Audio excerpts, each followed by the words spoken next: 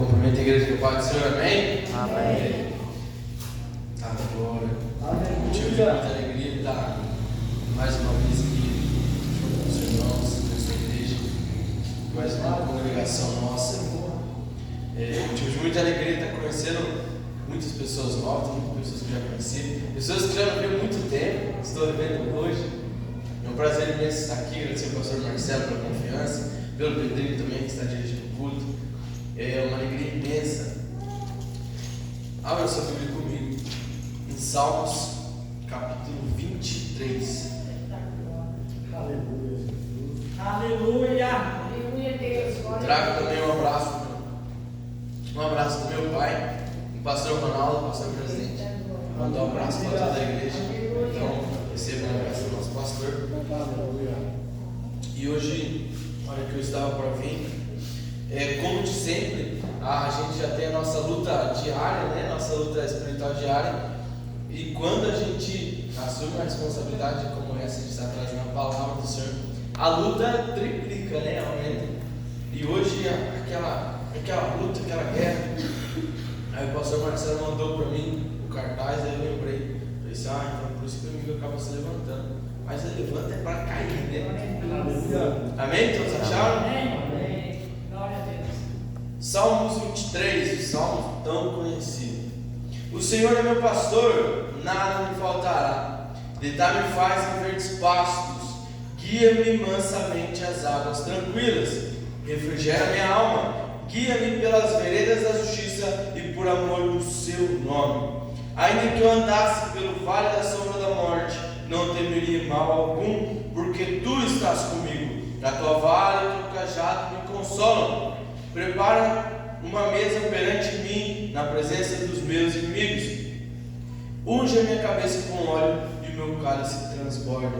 Certamente que a bondade e a misericórdia me seguirão todos os dias da minha vida e habitarei na casa do Senhor por longos dias. Glória a Deus. Glória a Deus.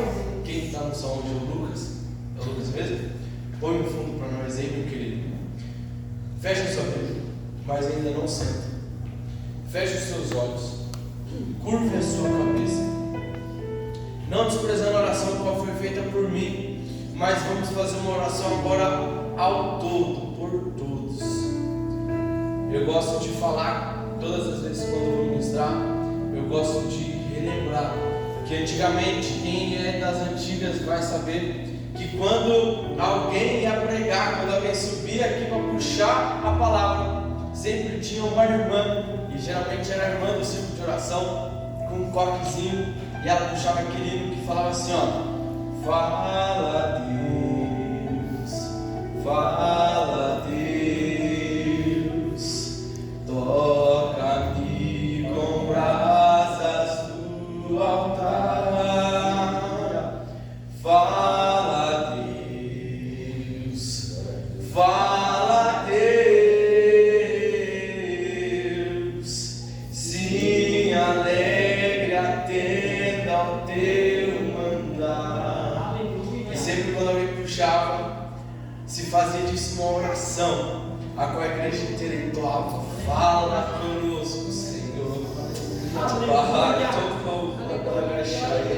Eu já sinto a graça do Senhor sobre essa casa. Ore comigo, Senhor Deus, eterno Pai. Estamos nós, Senhor, aqui perante a Tua presença. Não, Senhor, para ouvirmos, Senhor, meramente, Senhor, alguém. Não, Senhor, para meramente, Senhor, ouvir qualquer ser humano que seja. Pai, tocou, managachai. Mas estamos aqui, Senhor, perante a Tua presença, para ouvir aquilo que o Senhor tem conosco. Não aquilo que nós queremos ouvir, não aquilo que nós desejamos, mas aquilo a qual nós precisamos. Senhor, te pedimos, traga-nos, Senhor, uma palavra vinda direta do Teu coração para conosco. Fala com a Tua igreja, fala com os Teus filhos, que a Tua presença esteja conosco. É isso que nós te louvamos, Senhor, e já te agradecemos em nome de Jesus. E pode tomar o seu assento. Amém. Glória a Deus. Aleluia. Eu não sei você, mas eu já estou sentindo a presença de Deus. Aleluia.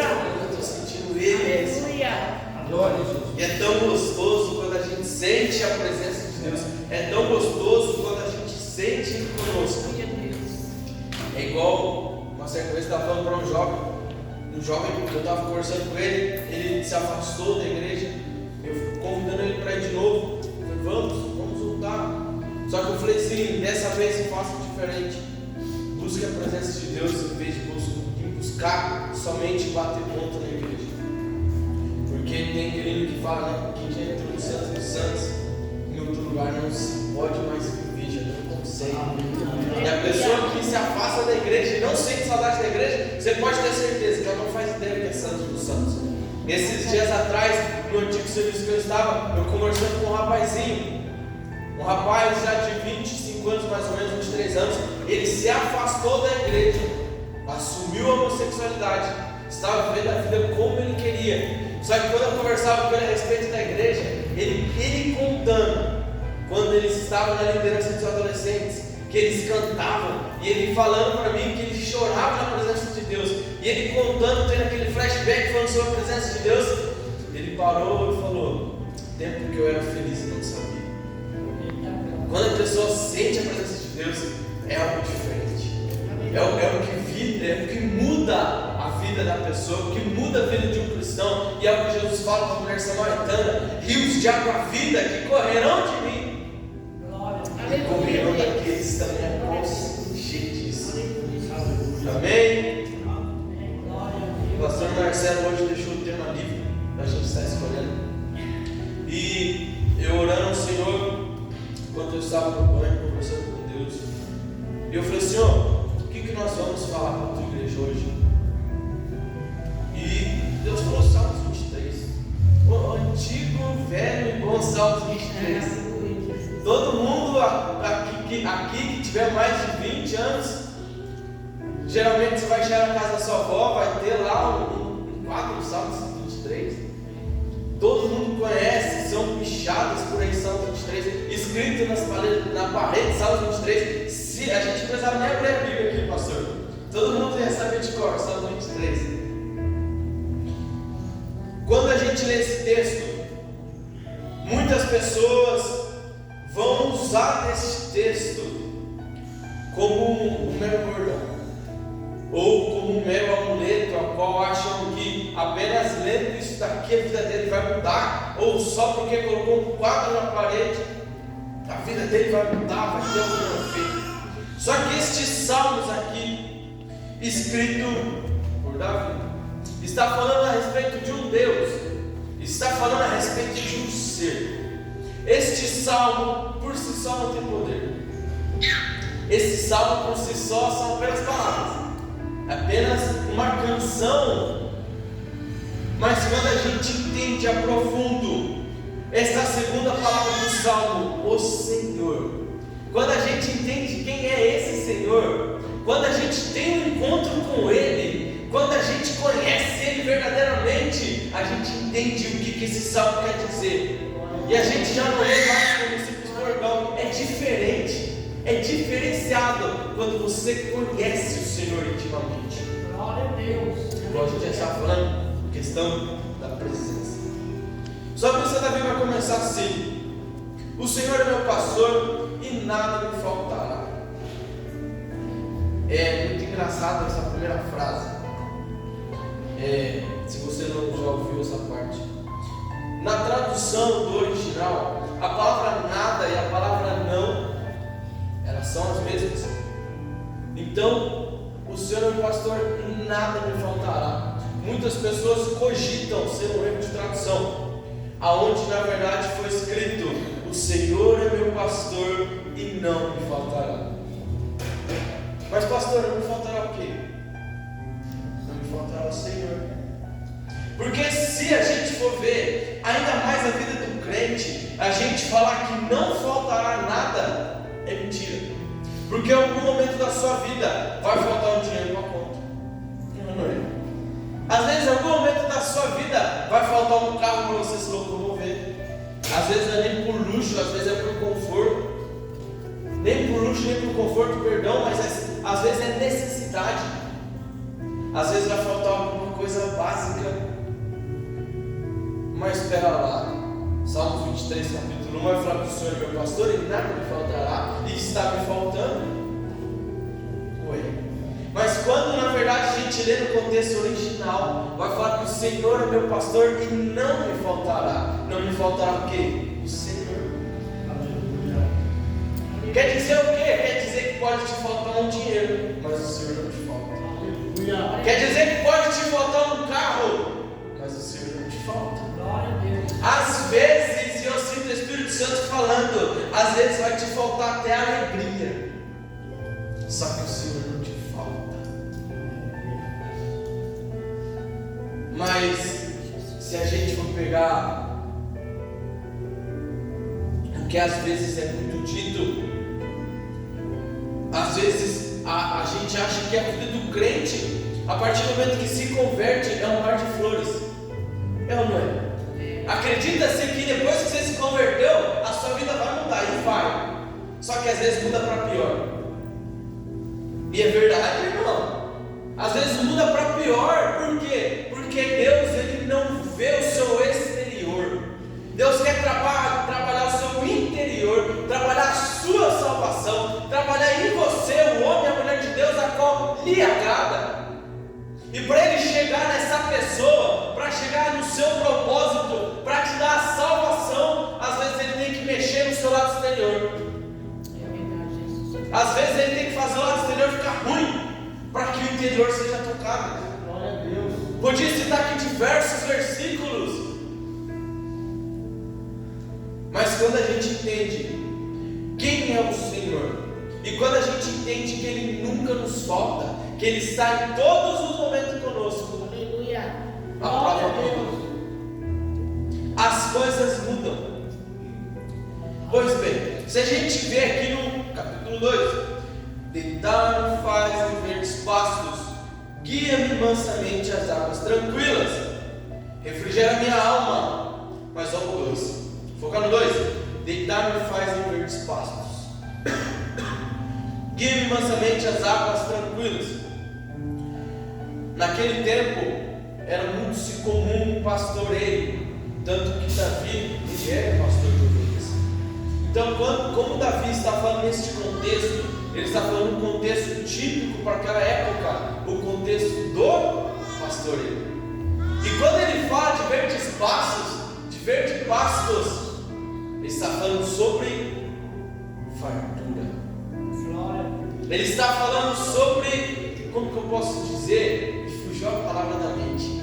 Mas imaginem, na onde eles viviam era um local típico de deserto. E as ovelhas, para serem ovelhas bonitas, fortes, de valor comercial, elas tinham que comer. E se achar um pasto verde, bonito e rico, era sinônimo de Deus estar suprindo. Era sinônimo de Deus estar cuidando. Era sinônimo de ter dinheiro, do seu comércio fluir. Perdão. Aleluia. E também quando se fala de águas tranquilas, também vai entrar também nesse contexto de estar suprindo uma necessidade. Todos conhecem, sabem, a região ali onde vai ficar Israel, uma região de deserto, muito difícil para encontrar água. A gente vai encontrar também aquele contexto, se eu não me engano, de Jacó, a qual ele cavava poços, e os poços dele eram roubados, porque Deus colocava água num lugar onde era difícil ter água. E Davi está falando. Glória a Deus. Quarto, ainda que. Terceiro, perdão. Refrigera minha alma, guia-me pelas veredas da justiça, por amor do seu nome. Refrigera minha alma. Se a gente for pegar outras passagens, a qual o próprio salmista Davi vai falar, ele vai falar muito sobre tempos, sobre ocasiões a qual ele se encontrou oprimido, a qual ele se encontrou em angústia. O Senhor é um socorro bem presente no momento da angústia. Aleluia. Pera lá, se ele está falando que o Senhor é um socorro bem presente no momento da angústia, se ele está falando que o Senhor refrigera a nossa alma, então quer dizer que o cristão haverá momentos de angústia. Engraçado que a gente acha, pastor Marcelo, que para a gente ser cristão a gente vai estar blindado. Não vai ter tempo difícil, não vai ter ocasiões difíceis. não vai passar tristezas e pensamentos ruins sobre a nossa mente. Eu sou crente, se eu sou crente, Deus tem que me proteger de tudo. Eu vejo quando a pessoa não é crente, quando ela usa o porquê Deus de uma forma pejorativa. Está passando por um momento difícil, a pessoa olha para o céu e fala: Deus, mas por que comigo? Como se ele estivesse totalmente protegido. Jesus pode padecer na cruz, Jesus pode morrer na cruz, Jesus pode, mas o crente não. O crente não pode passar por momentos difíceis. Passou por um momento difícil, já começa a blasfemar, já fala que vai sair da igreja. Aí você liga para o meu irmão: por que você não apareceu na igreja? Pastor, estou passando por momentos difíceis. Não, né, pastor? Se está passando por um momento difícil, meu irmão, é aqui que você tem que estar. Aqui que é o lugar. Aleluia. Aí Deus toca numa hora da vida da pessoa, toca em outra, a pessoa já desiste. Quem nunca ouviu aquela frase: antes de eu ser crente, parece que minha vida estava melhor? E eu concordo com a pessoa, sim, pode ser sim, porque a minha Bíblia fala que larga é a porta que leva para o inferno, mas a que leva para o céu é estreita. Aleluia. Então, se você quer entrar numa porta estreita e quer que seja fácil, como que é isso? Me explica. A qual meu Jesus, o Senhor Jesus disse que aqui tereis aflições. Aleluia. Mas tem bom ânimo, porque eu venci o mundo. Se ele venceu o mundo, quer dizer que tem algo para nós lá em cima. E ele quer dizer: a sua aflição é para que você possa ter algo lá em cima. Aleluia. Pois bem, vamos voltar para a Bíblia. Ainda que eu andasse pelo vale da sombra da morte, não temerei mal algum, porque tu estás comigo. Só você deve falar de novo: andar sobre o vale da morte. Eu costumo falar uma frase que é assim, preste bem atenção: a gente prega milagres, ouvimos milagres, cremos em Deus de milagres, testemunhamos milagres, mas nós fazemos de tudo para não precisar disso. Fazemos de tudo para não precisar de um milagre. Quem aqui que ora falando assim: Deus, que amanhã o meu filho e minha filha acorde na UTI? Quem que ora assim? Deus, que amanhã eu bata o carro, mas eu saio ileso. Deus, que amanhã eu pego uma doença mortal. Quem que ora assim? Nós não queremos passar por momentos a qual nós vamos precisar de milagres. Nós não oramos pedindo para Deus assim: Deus, que o meu dinheiro desse mês acabe, que apareça uma conta inexplicável a qual eu vou ter que te orar pedindo uma provisão. Quem já orou assim? Levanta a mão. Ninguém, né? Eu acredito, eu também nunca orei. E não pretendo orar também. Só que o salmista Davi está falando: ainda que eu andasse pelo vale da sombra da morte. Ele está falando sobre uma possibilidade. Ele está falando sobre algo que pode acontecer. Ainda que eu passe pelo vale da sombra da morte, não temerei mal algum, porque tu estás comigo. Aleluia. O versículo de cima vai falar que Deus, Ele nos guiará por pastos verdejantes, por amor do seu nome. Aleluia. Ou seja, quer dizer que Deus tem algo com o nome dele. Deus tem um zelo com o nome dele. Tanto que se a gente for ler no Antigo Testamento, pecado era usar o nome dele em vão. Peraí, você tem um Deus a qual tem zelo pelo nome dele. E Davi, nós vamos ver Davi falando que ele nos guiará por provisões, por amor ao nome dele. Aleluia. Meus irmãos, o Senhor está falando de uma forma. Glória a Deus. Meu Deus, aleluia. Nós vamos passar por momentos difíceis, vamos. Vamos passar por dificuldades, vamos. Vamos ter que passar para a porta estreita, vamos. Só que, se você prestar atenção na forma que Davi fala como se Deus, se o próprio Deus, por amor do nome dele, ele se agrada em ver seus servos bem. Aleluia. Quem está entendendo isso? Aleluia. Vamos ler Guia-me pela vereda da justiça por amor do seu nome. Você está entendendo que Deus cuida de você? Aleluia. Deus cuida de você. Deus tem algo com Ele que é cuidar dos teus filhos, cuidar dos teus servos. Só que nós, eu volto a dizer, nós achamos na nossa mente, por algum motivo, que Deus está cuidando da gente, é a gente ter dinheiro no bolso. Deus está cuidando da gente, é a gente estar bem de saúde. Deus cuidar da gente, é minhas contas estar pagas. Deus cuidar de mim, é eu acordar feliz todos os dias. Aí o dia que o dinheiro falta, o dia que a saúde balança, o dia que as contas chegam, a gente olha e fala: Deus, Senhor. A hora que as coisas apertam, a gente fala: Deus não está mais comigo. A gente olha e fala assim: Deus, por que o Senhor me abandonou? Por que o Senhor virou as costas para mim? E Salmista Davi está falando ao contrário: Deus, mesmo que se eu estiver no vale da sombra da morte, quase morrendo, eu sei que o Senhor vai estar comigo. Aleluia. E quando a gente entende o porquê que Davi era segundo o coração de Deus, era quando ele pecou, ele se jogou no chão, se humilhou e falou: Deus, tire de mim tudo, menos a tua presença. Aleluia. Glória a Deus. Quando a gente entende que você e Deus é um relacionamento, é algo pessoal, não é algo que define, não é algo que o seu dinheiro mostra o seu relacionamento com Deus. Eu tenho dinheiro, então estou bem com Deus. Estou sem dinheiro, então é porque Deus está bravo comigo. Não é só saúde que vai mostrar se você está bem com Deus ou não. Não é só a casa que vai mostrar se você está bem com Deus ou não. Olha lá o livro de Jó. Jó era uma pessoa temente, fiel.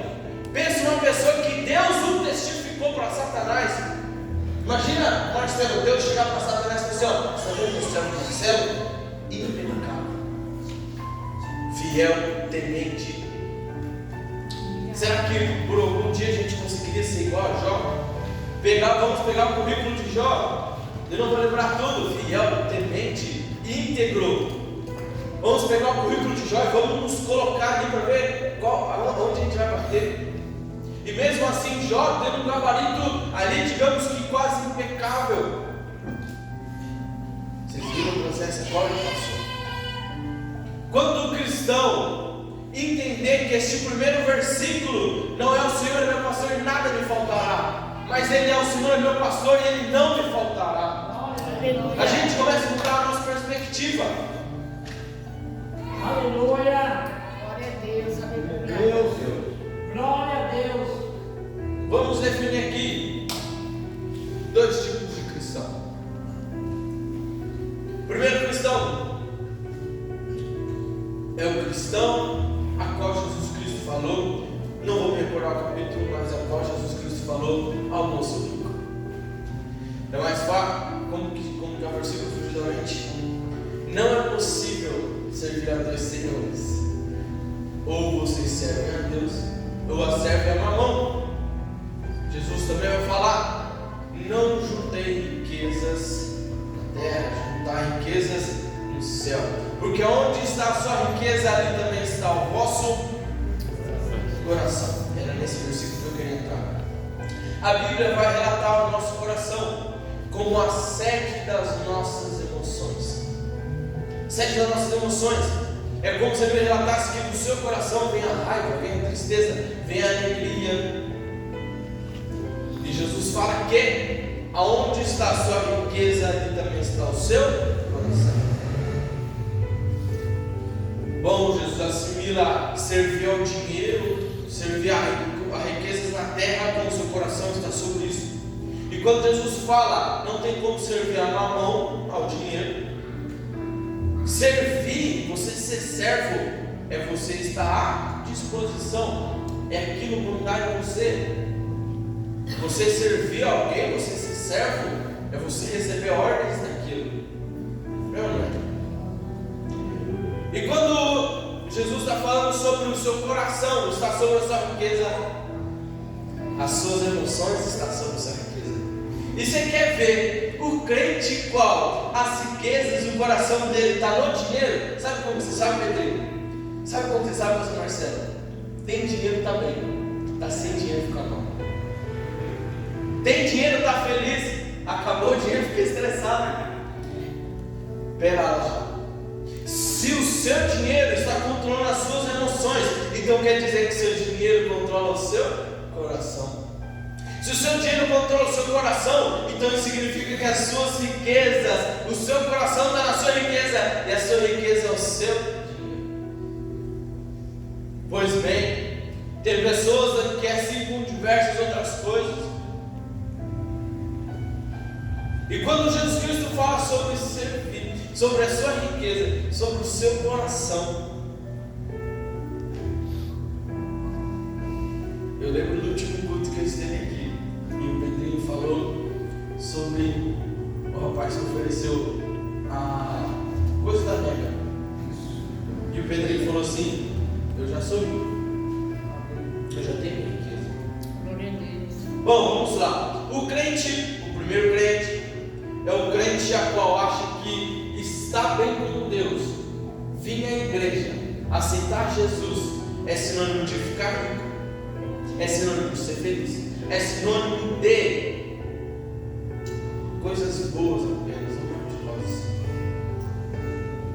O segundo crente é o crente um pouquinho mais maduro. Geralmente esse crente já passou por diversas provas.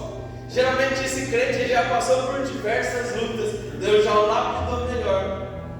Mas ele entende que ser cristão é sinônimo de andar com Cristo. Ponto. Ser cristão é sinônimo de servir a Cristo. Ponto. Ser cristão é andar com Cristo. Ponto. Ser cristão é ter relacionamento com Cristo. Ponto. Às vezes, eu já ouvi por diversas vezes, a pessoa que não quer vir na igreja, porque ela acha que a igreja vai proibir ela de fazer isso, de fazer aquilo. A igreja vai me proibir de tantas coisas.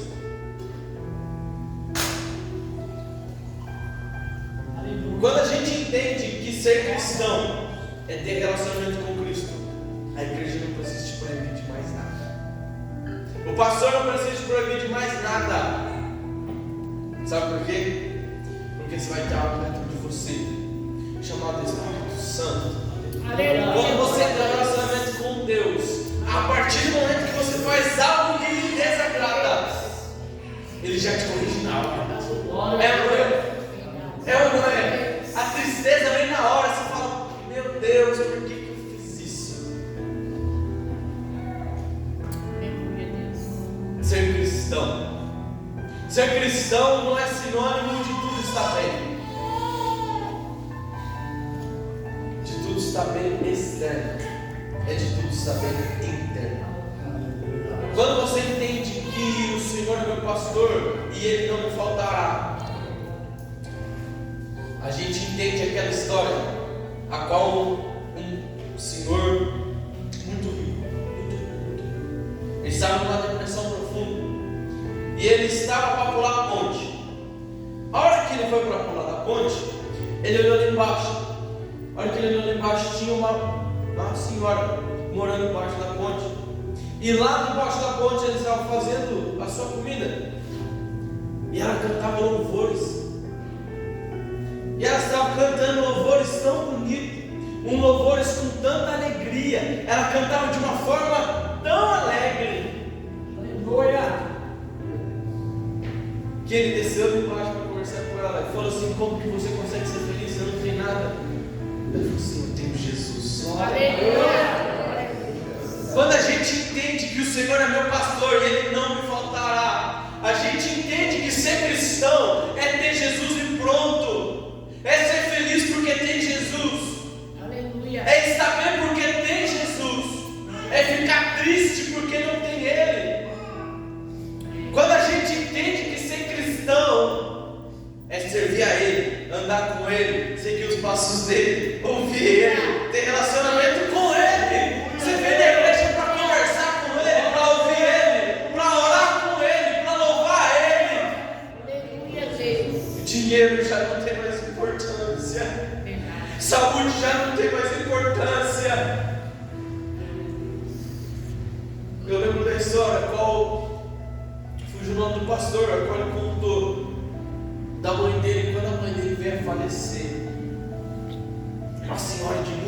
coração. E no seu momento de morte, ela morreu cantando em línguas estranhas. Meu irmão, ela morreu cantando em línguas estranhas. A felicidade dela foi ir de encontro com o mestre. Quando você entende que você ser cristão, a sua recompensa como cristão é ter Cristo no seu coração. Aí você vai começar a entender. Quando os apóstolos foram açoitados, apanharam, e eles saíram de lá e reclamaram. Eles saíram de lá e pensaram em entregar tudo. Eles saíram de lá felizes, porque apanharam pelo nome dele. Aleluia. Quando vocês entenderam o que é ser cristão, quando nós entendemos o que é ser cristão, nós vamos entender o que Paulo disse. Paulo disse, se eu não me engano, para Timóteo, que diz: sofra as aflições. Quando Paulo diz, eu me alegro nas aflições, eu me alegro nas fraquezas, porque o poder dele se aperfeiçoa em mim, porque é ele isso, porque ele é aquilo.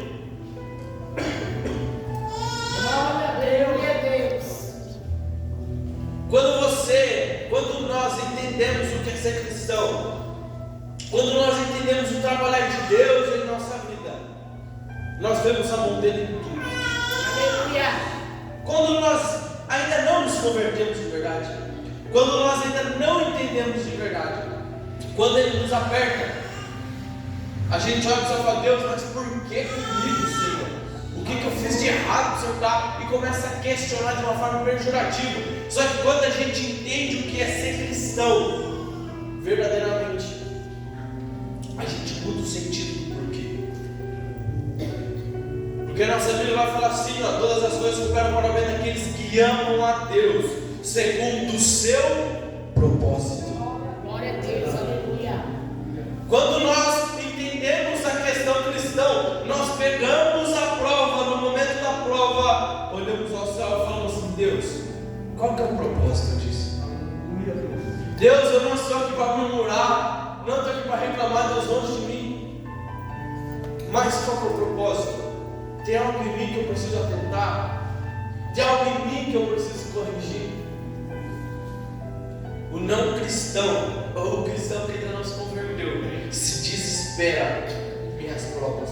Mas o cristão autêntico, em meias provas, ele vai orar. Ele vai orar. A pessoa que ainda não se converteu verdadeiramente, quando os dias difíceis chegam, ela se desespera, sai correndo, tenta resolver, liga para um, liga para outro, pede ajuda, liga para o pastor pedindo oração e desespera: pastor, vem em casa aqui fazer uma oração.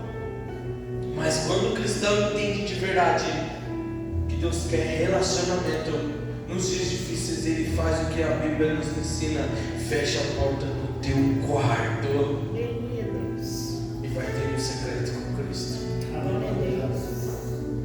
Às vezes, em meia prova, Deus vai te dar um propósito. Eu vou te passar por essa prova para que você aprenda isso, isso e aquilo. Eu vou te passar por essa prova para que você possa ajudar outras pessoas com esse mesmo problema. Eu vou te passar na prova porque eu quero tirar algo de você. Eu quero te passar na prova para te moldar. Deus fala, mas a gente entra naquele momentos que Deus se cala. Meu irmão, quando Deus se cala, quando Deus se cala, aí é como se Deus pegasse o crente e colocasse ele na prova mesmo. Deus se cala. Você ora, Deus não fala. Você pede oração, Deus não fala. Você faz campanha, Deus não fala. Aquele silêncio. Aí a gente entra naquele questiona ou atura. Questiona ou adora, se ele nada fizer. Porque nós acreditamos que Deus é obrigado a ouvir nossas orações. Deus é obrigado a fazer alguma coisa. Deus é obrigado a intervir. Deus, eu entreguei o dízimo, Senhor. O Senhor tem que fazer porque eu entreguei o dízimo. Deus, eu ofertei na igreja. O Senhor tem que ouvir minha oração. O Senhor tem que me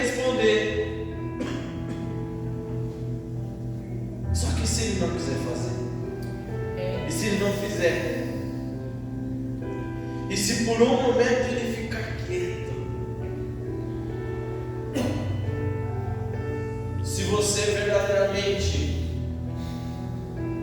ouvir o que o salmista Davi está falando, que mesmo que eu passe pelo vale da sombra da morte, tu estarás comigo. Glória a Deus. Aleluia.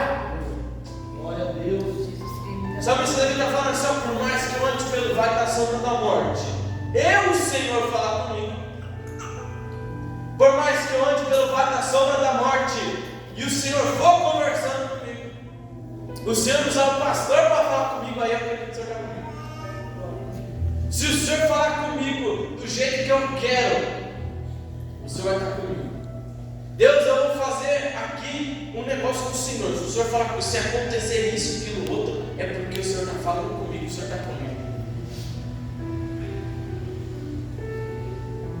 Só que o salmista Davi fala afirmando: mesmo que eu passe, tu estás comigo.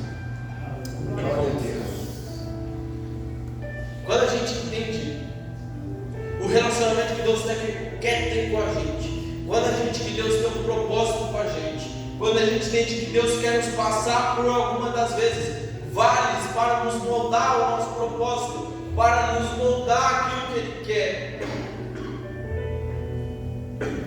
Meu irmãos, a gente foi baixar aqui esse final de semana passado, peguei uma poeira, minha garganta não aguentou, infelizmente. Pois bem, quando a gente entende que há um propósito, quando a gente vê, quando Deus fala para Jeremias: pode o oleiro moldar o vaso segundo lhe agrada. Pode o oleiro moldar o vaso segundo lhe agrada. Quando Deus fala com a gente, Ele fala assim: posso eu fazer na sua vida do jeito que eu acho certo?